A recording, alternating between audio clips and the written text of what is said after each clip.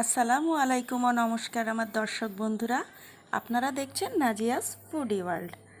আজ এক নতুন রেসিপি নিয়ে আপনাদের সামনে হাজির হয়েছি। সেটি হলো কিভাবে বানাতে হয় মুরগির মাংস আলু দিয়ে ঝোল, যেটি কলকাতায় খুবই ফেমাস।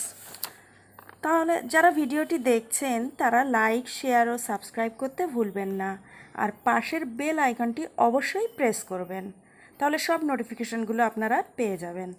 তাহলে বন্ধুরা, দেখে নেওয়া যাক কি কি উপকরণ লাগে। মুরগির মাংস আলু দিয়ে রান্না করতে গেলে কি কি লাগবে আসুন একবার দেখে নিই। 500 চিকেন নিয়েছি, আলু নিয়েছি 4 পিস, এবং সেটাকে আমি তেলে হালকা নুন দিয়ে আমি ভেজে নিয়েছি।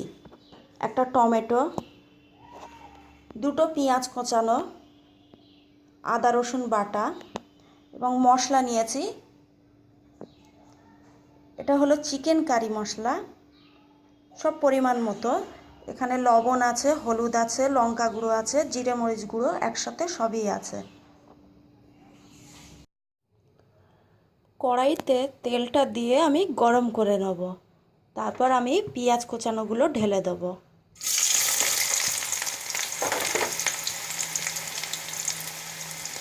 তেজপাতা দেব, লঙ্কা দেব, দিয়ে আমি আস্তে আস্তে নাড়তে থাকবো যতক্ষণ পেঁয়াজ লাল না হবে। পেঁয়াজটা লাল লাল হয়ে গেছে, এবার আমি মাংস দেব ওতে।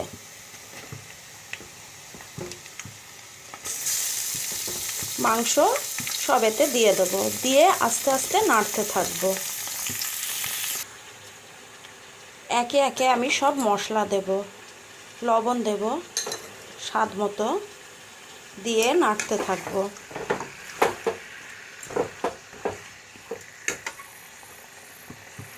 দেখবেন তলায় যেন না লেগে যায়। হলুদ দেব, সবই পরিমাণ মতো। এইভাবে আমি জিরে মরিচ গুঁড়ো, লঙ্কা গুঁড়ো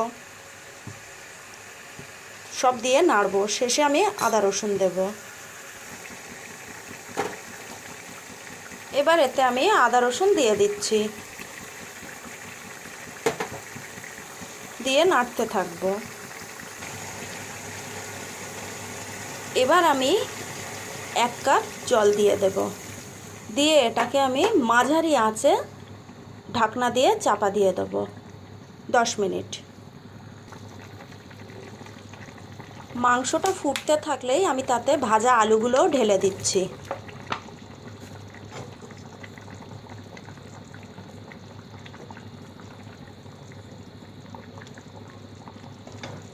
দিয়ে আপনি 10 মিনিট মাঝারি আঁচে চাপা দিয়ে রেখে দেবেন। চিকেন কারি মশলাও ছড়িয়ে দিচ্ছি।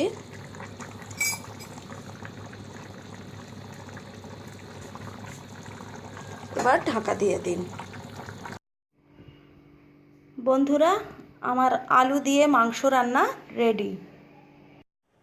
বন্ধুরা, আজকের রান্নাটি আপনাদের কেমন লাগলো সেটি কমেন্ট বক্সে অবশ্যই লিখে পাঠাবেন, আর যদি কোনো প্রশ্ন থাকে তবে অবশ্যই আমাকে জানাবেন।